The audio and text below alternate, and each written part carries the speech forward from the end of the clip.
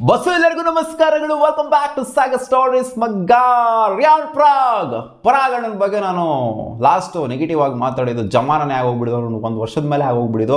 ಬರೀ ಪಾಸಿಟಿವ್ ಆಗಿ ಮಾತಾಡಿದ್ದು. IPL ಅಂತೂ ಫುಲ್ಲು ಅಟ್ರಾಕ್ಷನ್ ಆಗೋಗ್ಬಿಟ್ಟಿದ್ರು. ಫುಲ್ಲು ಒಂಥರ ಟ್ರಾನ್ಸ್ಫಾರ್ಮೇಷನ್ ಆದಾಗಿಂದ ಅಂತೂ ಫುಲ್ಲು ಒಂಥರ ಕರೆಕ್ಟಾಗಿ ಡೀಸೆನ್ಸಿ ಕಲ್ತ್ಕೊಂಡ್ಬಿಟ್ಟಿದ್ರು ಇವರು. ಫುಲ್ಲು ಒಂಥರ ನೋಡಿ ಇವಾಗ ಟ್ರಾನ್ಸ್ಫಾರ್ಮೇಷನ್ ಫೇಸ್ ಏನಿದೆ ರಿಯಾನ್ ಪರಾಗ್ದು ಯಾರು ನಂಬೋಕೆ ಆಗೋದಿಲ್ಲ. ಮುಂಚೆ ಇದ್ದ ರಿಯಾನ್ ಪರಾಗು ಇವಾಗಿರೋ ರಿಯಾನ್ ಪರಾಗು ಅಜ ಅಂತರ ಡಿಫ್ರೆನ್ಸ್ ಏನು ಮಗ ಇದು ಇದನ್ನ ರಿಯಾನ್ ಪರಾಗು ಅನ್ನೋ ಥರ ನಾನೇ ಬಿಲ್ಡಪ್ ಕೊಟ್ಟು ಜೊತೆಗೆ ಪರ್ಫಾರ್ಮೆನ್ಸ್ ಕೂಡ ಮುಂಚೆ ಆಗಿದ್ರೆ ಪರ್ಫಾರ್ಮೆನ್ಸ್ 0% ಇರೋದು, ಆಟಿಟ್ಯೂಡ್ 100% ಇರೋದು. ಇವಾಗ ಪರ್ಫಾರ್ಮೆನ್ಸ್ 100%, ಆಟಿಟ್ಯೂಡ್ 0%.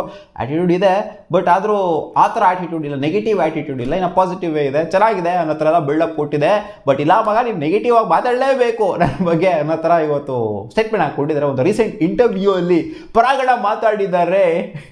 ರೀಸೆಂಟಾಗಿ ಒಂದು ಇದು ಬೇರೆ ವೈರಲ್ ಆಗಿತ್ತು ಅವ್ರದ್ದು, ಅವರ ಯೂಟ್ಯೂಬ್ ಸರ್ಚ್ ಹಿಸ್ಟ್ರಿ ವೈರಲ್ ಆಗಿತ್ತು. ಏನೇನು ಸಿಕ್ಕಿತ್ತು ಅಂತ ನಿಮಗೆ ಗೊತ್ತಿದೆ ಅಂತ ಅನ್ಕೊಂಡಿದ್ದೀನಿ. ಅನನ್ಯ ಪಾಂಡೆ ಆಮೇಲೆ ಸಾರಾ ಅದು ಇದು ಅಂತೆಲ್ಲ ಸರ್ಚ್ ಮಾಡಿದ್ರು. ಏನೆಲ್ಲ ಸರ್ಚ್ ಮಾಡಿದ್ರೆ ಬಟ್ ಅವರು ಕೂಡ ಸರ್ಚ್ ಮಾಡಿದ್ರು ಅಷ್ಟೇ. ಬಟ್ ಇವಾಗ ಕೊಟ್ಟರು ಅಂತ ನಾನು ಅದ್ರ ಬಗ್ಗೆ ಎಲ್ಲ ಜಾಸ್ತಿ ಮಾತಾಡೋಕೆ ಹೋಗಿರಲಿಲ್ಲ, ಏನು ತಕ್ಕೊಂಡೆಲ್ಲ ಕೂತ್ಕೊಳಕ್ಕೆ ಹೋಗಿರಲಿಲ್ಲ. ನಾನು ಅಪ್ಡೇಟ್ಸಲ್ಲಿ ಇಲ್ಲ ಅಂತ ಅನ್ಕೊಂಡಿದ್ದೆ ಅದನ್ನು.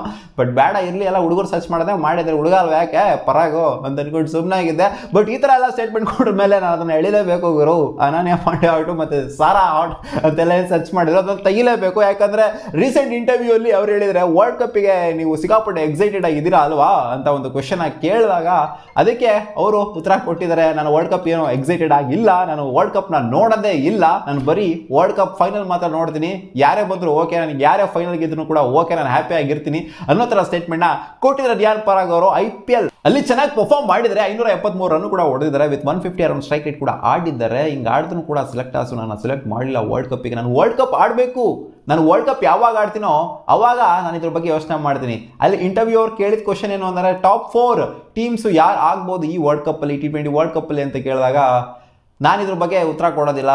ಇದು ಸುಮ್ಮನೆ ಏನಕ್ಕೆ ಇವಾಗ ನಾನು ಇದ್ರ ಬಗ್ಗೆ ಮಾತಾಡಬೇಕು, ನಾನು ಹೇಳೋದಿಲ್ಲ ಇದ್ರ ಬಗ್ಗೆ ಅಂತ ಹೇಳಿದರೆ, ನಾನು ವರ್ಲ್ಡ್ ಕಪ್ ಆಡಿದೆ ಅಂತಂದರೆ ನಾನು ಅವಾಗ ಯೋಚನೆ ಮಾಡ್ತೀನಿ.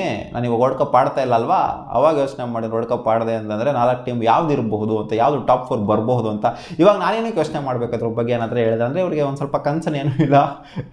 ಇಂಡಿಯಾ ಟಾಪ್ 4ಗೆ ಬರಬೇಕು, ಇಂಡಿಯಾಗೆ ಸಪೋರ್ಟ್ ಮಾಡಬೇಕು ಅನ್ನೋದೇನು ಇಲ್ಲ ಅನ್ನೋ ಥರ ಎದ್ದೆದ್ದು ಕಾಣಿಸ್ತಾ ಇದೆ ರಿಯಾನ್ ಪರಾಗ್ ಅವ್ರಿಗೆ.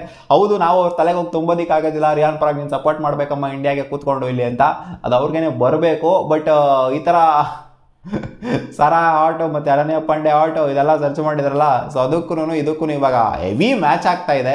ಯಾಕಂದರೆ ಇಲ್ಲಿ ನನಗೆ ಇಂಟ್ರೆಸ್ಟ್ ಇಲ್ಲ, ಅದಿಲ್ಲ ಇದಿಲ್ಲ ಅಂತ ಹೇಳಿರೋ ಈ ಕಡೆ ನಿನಗೆ ಬರೀ ಅದು ಮಾತ್ರ ಇಂಟ್ರೆಸ್ಟು ಅನ್ನೋ ಥರ ಇವಾಗ ಮಾತಾಡ್ಕೊಳ್ಳೋ ಥರ ಆಗಿದೆ ಮಗ. ಸೊ ರಿಯಾನ್ ಪರಾಗ್ ಅವರು ಸಿಕ್ಕಾಪಟ್ಟೆ ಪಾಸಿಟಿವ್ ಆಗಿ ಕಾಣಿಸ್ಕೊಂಡಿದ್ರು. ರೀಸೆಂಟಾಗಂತೂ ಈ ಇಯರ್ದು ಸಿಕ್ಕಾಪಟ್ಟೆ ಸಖತ್ತಾಗಿ ಕಾಣಿಸ್ಕೊಂಡಿದ್ರು. ಅವರ ಪರ್ಫಾರ್ಮೆನ್ಸ್ ಕೂಡ ಸಖತ್ತಾಗಿತ್ತು. ಅದೇ ಹೇಳಿದ್ನಲ್ಲ, ಆ್ಯಟಿಟ್ಯೂಡ್ ಮುಂಚೆ ಸಿಕ್ಕಾಪಟ್ಟೆ ಜಾಸ್ತಿ ಇರ್ತಿತ್ತು, ಬಟ್ ಈ ಸಲ ಆ್ಯಟಿಟ್ಯೂಡ್ ಕಮ್ಮಿ, ಪರ್ಫಾರ್ಮೆನ್ಸ್ ಜಾಸ್ತಿ ಇದೆ.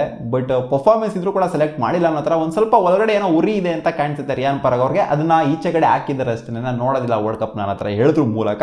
ಬಟ್ ಯಾವುದೇ ಒಬ್ಬ ಕ್ರಿಕೆಟರ್ ಆದ್ರೂ ಈ ಥರ ಯಾರು ಹೇಳೋದಿಲ್ಲ ಅವರ ಕಂಟ್ರಿ ಮ್ಯಾಚ್ನ ಅವರು ನೋಡೋದಿಲ್ಲ ಅಂತ. ನಾನು ಕ್ರಿಕೆಟ್ನೇ ನೋಡೋದಿಲ್ಲ, ನನಗೆ ಇಂಟ್ರೆಸ್ಟ್ ಇಲ್ಲ ಕ್ರಿಕೆಟು ಅನ್ನೋ ಥರ ಯಾರೂ ಕೂಡ ಹೇಳೋದಿಲ್ಲ. ಇವರೇ ಸೈಲೆಂಟಾಗಿ ಕೂತ್ಕೊಂಡು ಮ್ಯಾಚ್ಗಳನ್ನ ನೋಡ್ತಾರಲ್ಲಿ. ಬಟ್ ಇದರ ಓಪನ್ ಸ್ಟೇಟ್ಮೆಂಟ್ ಕೊಡಬೇಕಾದ್ರೆ ಈ ಥರ ಸೆಲೆಕ್ಟ್ ಆಸ್ಕೆ ಒಂಥರ ಇಂಡೈರೆಕ್ಟಾಗಿ ಹೇಳ್ದಂಗಿದೆ ಅಂತ ಕಾಣಿಸ್ತಿದ್ದು. ನಾನು ಇಷ್ಟೊಂದು ಚೆನ್ನಾಗಿ ಪರ್ಫಾರ್ಮ್ ಮಾಡಿದ್ರು ಕೂಡ ನೀವು ಸೆಲೆಕ್ಟ್ ಮಾಡಿಲ್ಲ ಅನ್ನೋ ಥರನೇ ಇದೆ. ಇವ್ರು ಆಡಿದ್ರೆ ಮಾತ್ರ ಯೋಚನೆ ಮಾಡಿದ್ರಂತೆ, ಇಂಡಿಯನ್ ಟೀಮ್ ಬಗ್ಗೆ ಏನಾದರೂ ಯೋಚನೆ ಮಾಡೋದಿಲ್ವಂತೆ, ಆ ಥರ ಹೇಳಿದ್ದಾರೆ. ಸೊ KL ರಾಹುಲ್ನ ತೊಗೊಳ್ಳಿ for example. KL Rahul tournament ಮುಗಿಸ್ಕೊಂಡು ಹೋದ್ರು, ಹೋಗ್ಬೇಕಾದ್ರೆ ಹೇಳಿದ ನಾನು ಶರ್ಮಾ ಅವರ ಟೀಮ್ಗೆ ಸಪೋರ್ಟ್ ಮಾಡ್ತೀನಿ, ಇಂಡಿಯನ್ ಟೀಮಿಗೆ ಸಪೋರ್ಟ್ ಮಾಡ್ತೀನಿ, ಸೆಲೆಕ್ಟ್ ಆಗಿಲ್ಲ ಅಂದ್ರೂ ಕೂಡ ಸಪೋರ್ಟ್ ಮಾಡ್ತೀನಿ ಅನ್ನೋ ಥರನೇ ಎಲ್ಲರೂ ಕೂಡ ಹೇಳೋದು. ಶಿಖರ್ ಧವನ್ ಫಾರ್ ಎಕ್ಸಾಂಪಲ್ ತೊಗೊಬೋದು. ಅವರು ಶಿಖರ್ ಧವನ್, ಚಹಲ್ ಇವರೆಲ್ಲ ಆಗಿರ್ಬೋದು, ಸೆಲೆಕ್ಟ್ ಆಗಿರಲಿಲ್ಲ ODI ವರ್ಲ್ಡ್ ಕಪ್ಪಿಗೆಲ್ಲ. ಬಟ್ ಅವ್ರು ಬಂದ್ಬಿಟ್ಟು ಮ್ಯಾಚ್ನ ಕೂತ್ಕೊಂಡು ನೋಡಿದ್ದಾರೆ, ಎಲ್ಲ ಥರ ಸಪೋರ್ಟ್ ಮಾಡಿದ್ದಾರೆ ಇಂಡಿಯನ್ ಟೀಮಿಗೆ. ಸೊ ಇರಬೇಕು ಆ ಥರ ಒಂದು, ಇಲ್ಲಾಗರೋ ಇಂಡಿಯನ್ ಟೀಮ್ ಅಂತಂದರೆ ನಾನು ಸಪೋರ್ಟ್ ಮಾಡಬೇಕು ಅಂತ. ಸೆಲೆಕ್ಟರ್ಸ್ ಏನೇ ಮಾಡಿರ್ಬೋದು ಇವ್ರಿಗೆ, ಬಟ್ ಇಂಡಿಯನ್ ಟೀಮ್ ಅಂತ ಬಂದಾಗ ಸಪೋರ್ಟ್ ಮಾಡಬೇಕು ಇವ್ರಿಗೆ. ಮೇಯ್ನ್ ಇಂಡಿಯಾ ಇರಬೇಕು.